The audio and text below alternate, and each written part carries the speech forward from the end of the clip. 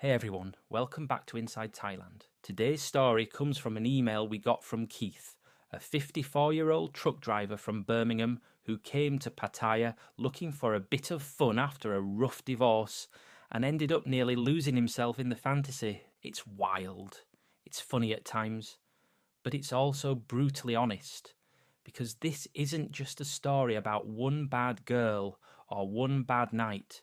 It's about how easy it is to fall into the trap out here. Bar girls every night, booze on tap, massage shops that make you feel like a king. Pattaya gives you everything until it takes it all back. Keith tells it like it is. No sugarcoating, no excuses. And trust me, if you've ever thought that could never happen to me, this one might just hit a nerve. So here's his story in his own words. Hey mate, first off, love the channel. Been watching for weeks. Some of these stories hit a bit too close to home if I'm honest. Figured it was about time I threw mine into the mix. Might help someone, or at least give someone a laugh. Name's Keith. I'm 54, from the Midlands. Drove lorries most of my life. Long haul, you name it, I hauled it. Scrap metal, toilet paper, frozen chips. Spent more time in motorway service stations than my own bloody house. Anyway, got divorced about 4 years ago. She took the dog and the telly. I kept the garage full of tools and a fridge full of Carling. Thought I was doing all right, just cracking on. But after a while, the loneliness sneaks up, gets in your bones, you know? So I started watching these videos on YouTube, blokes going on about Thailand like it was heaven on earth. Sunshine, smiles, no drama, cold beer, hot food, and women who actually look at you like you matter. I'd never been further than Spain. But one night, after a 14-hour shift and 6 pints, I just booked it. 2-week holiday to Pattaya. Didn't tell anyone. Just packed a few shirts, grabbed my passport, and off I went. Figured it'd be a laugh. Bit of beach, bit of beer, clear my head. Maybe come back with a tan and a story or two for the lads. What I didn't know, and I swear to God this is true, was that those 2 weeks would completely mess me up. Not in some horror story way. Not at first. No, Pattaya doesn't hit you like a car crash. It's more like a slow leak in your brain. You don't feel it at first. You're too busy smiling.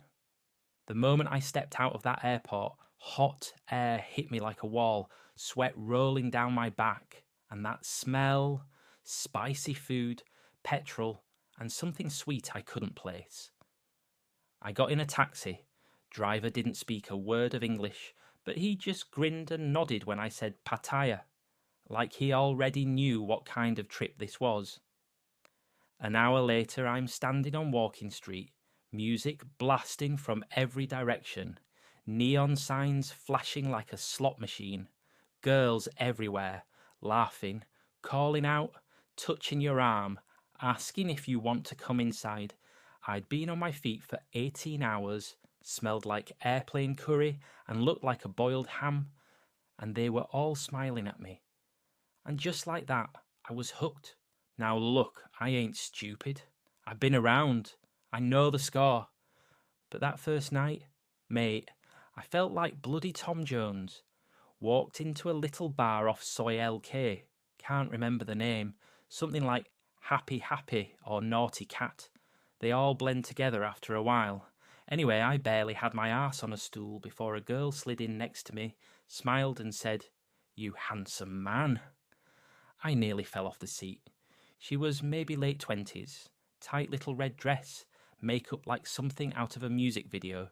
Name was Fawn, or Fan, or maybe Fern. They all use nicknames, and they all sound like plants or weather. She asked if I wanted to buy her a drink. I said sure, why not? I mean, beer was like 90 baht, and she was laughing at all my crap jokes like I was Peter bloody Kay. Then her friend joined. Then another one. Next thing I know, there's 4 of them sat around me like I'm royalty. I was drinking Leo. They were sipping on these little lady drinks that cost more than a full English back home. Did I care? Nah, not that night. I felt alive, seen. I mean, when's the last time a woman grabbed my hand and said I smelled good? Usually back home it's, get your feet off the table and stop eating cheese in bed. The rest of the night's a blur, honestly. Couple bars, more drinks, more laughs. One girl danced on the table, one kissed my cheek, one held my hand and told me she liked older man with kind eyes. I should have known then I was in deep, but I was loving it. And yeah, I brought one back to the hotel. I ain't gonna lie about it.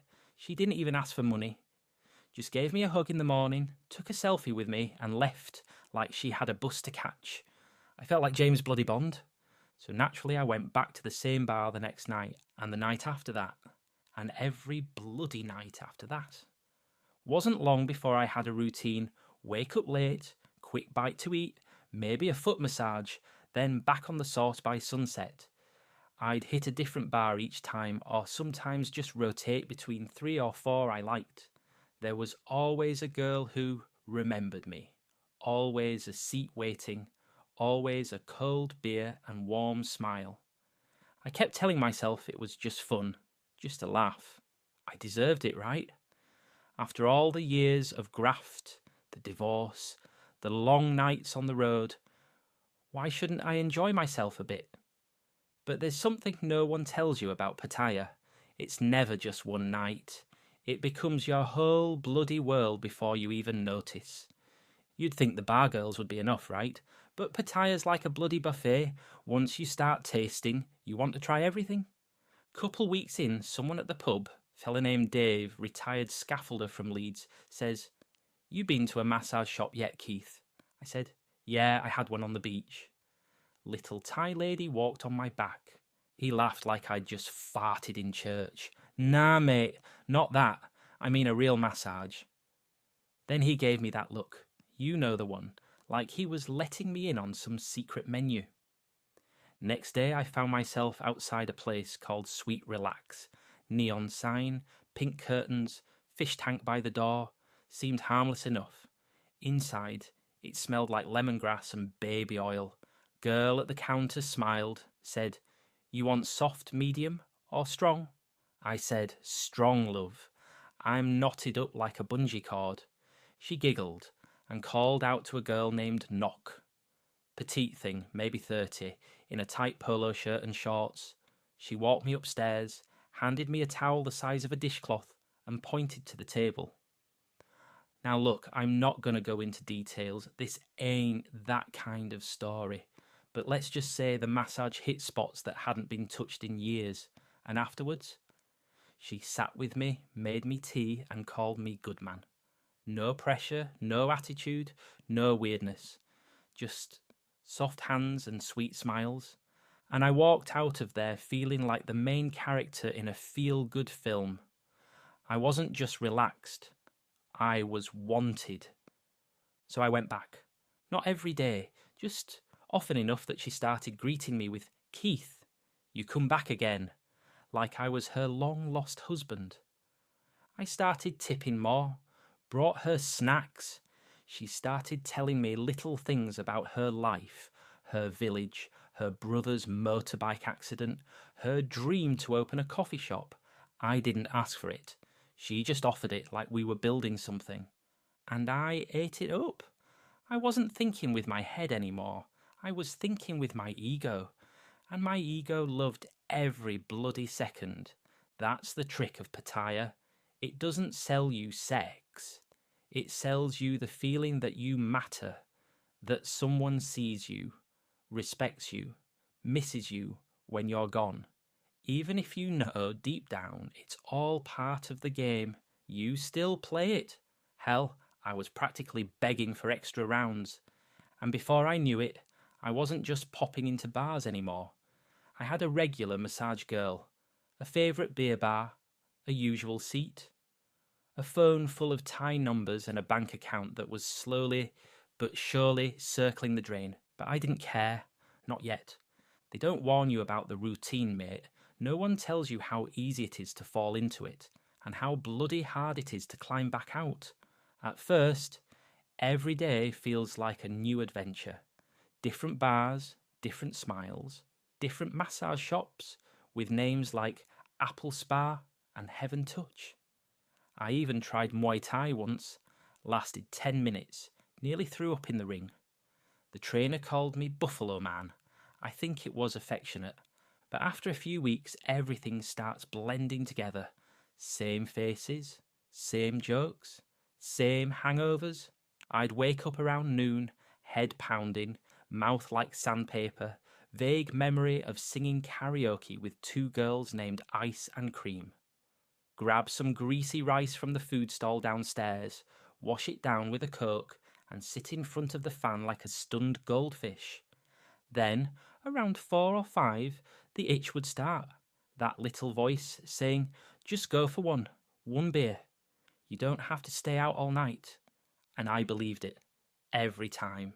Next thing I know, I'm at the bar, second chang in hand, chatting to some girl in a denim skirt telling me I look like George Clooney. I've been mistaken for a lot of things, but Clooney ain't one of them. Still, I laughed, bought her a drink and carried on. Same thing the next night. And the next. Started skipping phone calls from back home. My sister texted me once, "You all right out there?" I stared at the message for a full minute and then put the phone down. What was I supposed to say? Yeah, I'm great. I just spent the morning eating banana pancakes and the evening pretending a 27-year-old thinks I'm sexy. Truth is, I was lonely. Not just lonely like, I need a girlfriend. I mean empty. Pattaya had become my world, and that world was made of beer foam, LED lights, and fake affection. I told myself I was happy. I laughed with the lads at the pub, swapped stories about who went where and who did what. But deep down, I knew I was stuck. I wasn't exploring Thailand anymore. I wasn't learning the language or seeing the culture. I was just floating in a loop that cost me about 3,000 baht a day minimum. And the scary bit? I didn't even notice when I stopped planning to go home. Pattaya has a way of convincing you that real life can wait, that tomorrow I'll be better, that you'll figure it out next week. But weeks turn to months, and before you know it, you're not a tourist. You're not even a holiday maker. You're just another guy at the bar, clinging to the last bit of illusion, hoping no one notices how tired your eyes look when the music stops. It was bound to happen, wasn't it? One of them got to me. Her name was Lena. Met her at a little beer bar off Soi Buakao. Wasn't even planning on stopping there that night. Just ducked in to get out of the rain. And there she was, perched on a bar stool, flipping through her phone, not trying too hard like the others. That's what did it. She wasn't chasing anyone. She looked bored, like she'd seen it all. And I thought, now there's a girl who's different. Bloody idiot. I bought her a drink. She didn't jump up and hug me, didn't pretend to be in love after 5 minutes. She just smiled, small, polite, and said, "You have kind face. You stay alone?" That line, it's bloody lethal. You stay alone? Of course I stayed alone. We all did. That's why we were there. She didn't push anything. We just talked. She told me she didn't like working in the bar, only did it for her daughter. Showed me a photo. Cute kid. Probably real. Maybe not. I didn't care. I started going back every night, sat in her section, bought her drinks, took her out to eat. She liked pizza and strawberry milk. I remember that. Funny the stuff that sticks. She didn't ask for money, not at first. Said she liked me, that I was different from the others. And God help me, I believed it. Because I wanted to. It didn't take long. I started paying her bar fines so she didn't have to work. Told myself I was helping her out, giving her a break. Told her she could just relax, no pressure. Stay at mine if she wanted. And she did. Next thing I know, her stuff's in my condo. Hairbrush, makeup bag, pink slippers by the door. She was cooking me rice in the mornings, watching Thai soap operas at night, humming little songs while folding my t-shirts. It felt real, and I thought maybe, just maybe, this was it. My fresh start. New country, new love, new chapter. Then came the first ask. Small one. Her cousin in the village had a bad motorbike crash, needed help with hospital bills. Only small money, she said. You good man. You help, yes? I sent 5,000 baht. Didn't think twice. Then a week later, her daughter's school needed a new uniform. Then her scooter broke down. Then her landlord raised the rent. And every time I told myself, it's just money. I've got savings. And she's not like the others. I wasn't buying her. I was helping someone I cared about. But here's the thing they don't tell you. The more you pay, the more you believe. Because if you admit it's a scam, then you've got to admit you're the mug. And that's harder to swallow than any lie she ever told me. So I kept paying, and every time she smiled or kissed my cheek or curled up next to me in bed and whispered, "Don't go back to England. I want you here," I let myself believe it. Even when the calls started getting ignored, even when she started coming home later, even when her smile didn't quite reach her eyes anymore. I'd already bought the dream, couldn't afford to admit it was rented. It didn't fall apart all at once. That would have been easier, actually.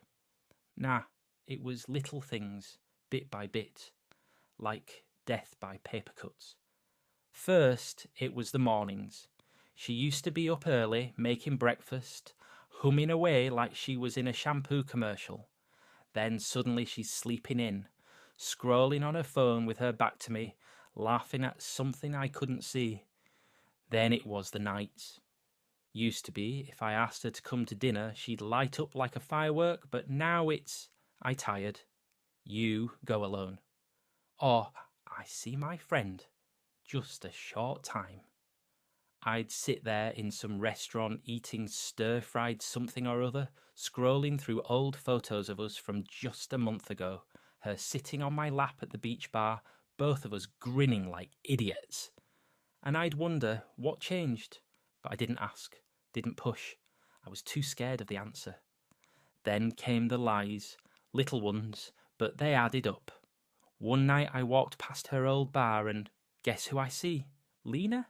Sitting with some German fella, laughing, touching his arm.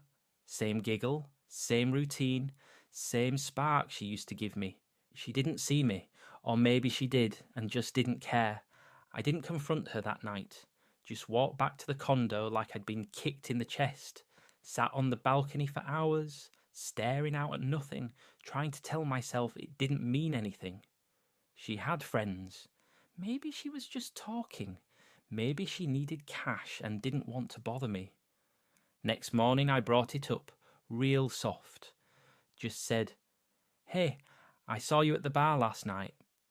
Everything all right?" She looked up from her phone and said, "He just friend. He know me long time, don't think too much." And then, get this, she got annoyed at me. Like I was the one out of line. Like I was being jealous. She even slept in the other room that night, slammed the door behind her. First time that ever happened. I felt like I'd just told off a teenager, but I still didn't walk away, because by that point I'd invested too much. Emotionally, financially, mentally. I couldn't admit I was wrong.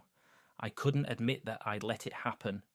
I just sat there and hoped she'd go back to how she was. Back to the sweet girl who laughed at my terrible jokes and made me feel like I mattered. But she never came back. Not really. And I reckon she knew the spell was breaking, 'cause not long after she stopped coming home altogether. The last time I saw Lena, she was getting into the back of a motorbike taxi outside our condo. Tight jeans, little crop top, hair all done up. She didn't see me watching from the balcony. Or maybe she did. Either way, she didn't look back. That was the night I finally knew. I waited, sat there on the edge of the bed, fan spinning overhead, phone in my hand like some desperate teenager. Midnight turned to 2, then 3. She never came back. Next day, nothing. No text, no call, just silence. I messaged her once. "You okay?" She replied the next morning. "Busy, don't wait." That was it. I don't know how to explain it, but reading those 2 words, "don't wait," felt like someone had just cut the last rope holding me together. I didn't cry. I didn't smash anything. I just sat there, checked my bank account. I'd burned through over 300,000 baht in just a few months. Rent was due. My flight home? Cancelled weeks ago when I thought I'd be staying long term with my Thai girlfriend. My passport sat in the drawer like a punchline. I tried going out that night. Thought I'd drown it out like usual. A few beers, maybe a friendly face, maybe someone to make me forget. But when I walked into the bar, it all felt wrong. The lights were too bright. The music too loud. The girls too fake. Every smile looked like a lie I'd already bought. I didn't even finish my drink, left it half full, walked out into the night, and just kept walking. No plan, no direction. Just flip-flops on concrete and a brain spinning in circles. Ended up on the beach, sat there in the dark with my knees pulled up like some lost kid watching the waves roll in. A rat scurried past my foot, and I didn't even flinch. Just sat there thinking, what the hell happened to me? I used to be solid, you know, hard worker, kept my head on straight, didn't fall for nonsense, never thought I'd be the kind of bloke who gets suckered by a smile and a soft voice. But there I was, broke, alone, used up, in a city that doesn't even blink when it chews you up and spits you out. The next morning I woke up in my clothes, stinking of seawater and regret, and made the hardest decision I'd made in years. I had to get out, not just out of the condo, out of Pattaya.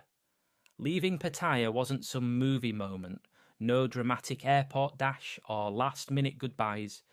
It was just me, shoving wrinkled shirts into a suitcase, sweating like a pig, and trying not to puke from another Chang hangover. I didn't even tell anyone I was going. Not that anyone would have noticed. Booked a bus to Chiang Mai, figured I'd heard enough blokes on forums say it was calmer up north. No bars flashing in your face, no massage signs every 10 feet, no women calling you handsome man just before rinsing your bank card. The ride took forever. I stared out the window most of the way, chewing on the same thought over and over. How the hell did I let this happen? I kept trying to pin it on Lena, on the bars, on the city. But truth is, it wasn't Pattaya that did it to me. It was me. I let myself believe I was special, that I was different. I thought I could walk into a place built on illusion and find something real. What a joke. First few days in Chiang Mai were rough. I wasn't drinking, but not by choice. Just couldn't stomach it. My head was still all over the place. I'd lie in bed at night, replaying everything. The bar tabs, the lies, the late night disappearances.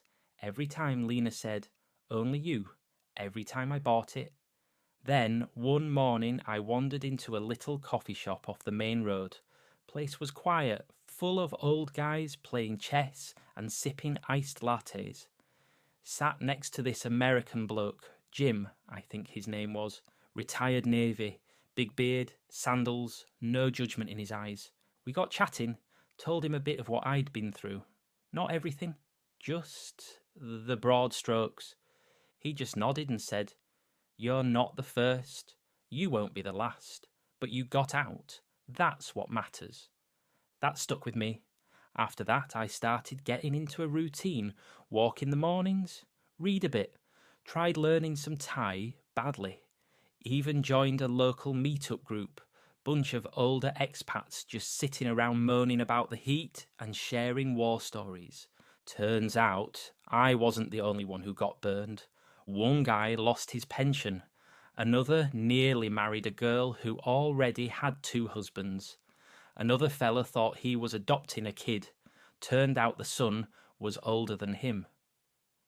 We laughed about it, dark as it was. Misery loves company. But it also heals you a bit when you know you're not alone. It took a while, but I started feeling human again. Bit stronger, bit clearer. Still think about Lena sometimes. Wonder where she is. Probably back at that bar, working the next mug. Or maybe she's long gone, living it up on someone else's dime. Doesn't matter now, because I'm out, and I'm not going back. It's been just over a year now since I left Pattaya. Still in Thailand, still renting a small place in Chiang Mai. Bit quieter, bit cooler, and far fewer people calling me Sir every 5 seconds. And I'll tell you something, I still get the itch. Not proud of it, but it's true. Some nights I'll be sat on my little balcony, sipping a soda, and out of nowhere I'll think about the buzz of Walking Street, the lights, the sound of pool balls clacking and girls laughing, the heat, the smell of grilled meat and perfume and beer-soaked pavement. I'll remember the way Lena used to look at me, those first couple weeks when I felt like someone again. And just for a second I'll think, maybe I overreacted. Maybe she really did like me. Then I shake it off, because I know what that place is. I've seen it now from the inside out. It's not a city, it's a drug, and I was hooked, proper hooked. Thing is, Pattaya doesn't care who you are. It doesn't care if you're smart or careful, or if you went in thinking, I won't be like those other guys. It just waits, smiling, warm, harmless, until you let your guard down, and then it eats you alive. I still hear from a couple of lads I met down there. Some are still stuck in it. Still bar hopping at 60. Still chasing girls who call them honey while eyeing their wallets. One bloke, Dave, he's back in the UK now, broke and bitter. Told me he got cleaned out by a girl who said she needed help starting a beauty salon. She started all right, started with his savings. But hey, I'm not bitter, not anymore. I don't hate Lena. She did what she does. I was the one who signed the checks, opened the door, believed the fairy tale. She didn't steal anything from me. I gave it to her. But I'll tell you what I've got now. Peace. No alarms. No lies. No wondering where she is at 2 a.m. I've got a decent place, a fan that doesn't squeak, a street vendor who makes killer cow soy, and a bit of pride back in my chest. Not a fairy tale, but it's real, and that's worth more than all the kisses and cold beers Pattaya ever had to offer. If you're watching this and thinking, that won't be me, I'm smarter than that, I get it. I thought the same thing. Every bloke who gets burned out here thinks he's the exception. She's different. Ours is real. I've got control. You don't. Not in Pattaya. That place is built on make-believe. It'll make you feel wanted, admired, even loved, all while it's quietly draining your wallet, your energy, and your grip on reality. And here's the worst part. It feels bloody great until it doesn't. I'm not saying don't go. Go. Have a drink. Flirt a little. Take in the madness. But go in with your eyes wide open. Don't fall for the idea that attention equals affection. That money equals meaning. That smiles equal sincerity. Because once you start believing that, you're already on your way to getting rinsed. And the thing is, it's not just about losing money. You can earn that back. What you don't always get back is yourself, the self-respect, the way you used to laugh without second-guessing it. That's what Pattaya nearly took from me, and I'm lucky I pulled out before it finished the job. So if this story sounds even a little familiar, if you're halfway into a bar tab and already imagining her as your future wife, pause, breathe, and ask yourself this. If you stop paying, does she still come around? If the answer's no, then you've already got your answer. Good luck, lads. Stay sharp, and if you fall in the pit, just know it's possible to crawl back out. I did. Thank you, Keith, for sharing your story. That one stings a bit, doesn't it? Keith's story is not rare, it's not even unusual. This kind of thing happens in Pattaya every single day. And the scariest part? Most blokes don't even realise it's happening until it's too late. Because it doesn't start with getting scammed. It starts with getting seen, with feeling wanted, with that little voice that says, "Why not? You've earned this." And before you know it, you're not on holiday anymore. You're stuck in a fantasy you're paying for piece by piece. And look, I'm not judging anyone who's gone through it. We all want connection. We all want to feel good about ourselves. But in places like Pattaya, you've got to know the difference between real and rented. And that line gets blurred fast. So here's my advice. Enjoy Thailand. Enjoy the madness. Just keep your eyes open and your wallet a few steps behind your hadat. And if you've already gone through something like this, you're not alone.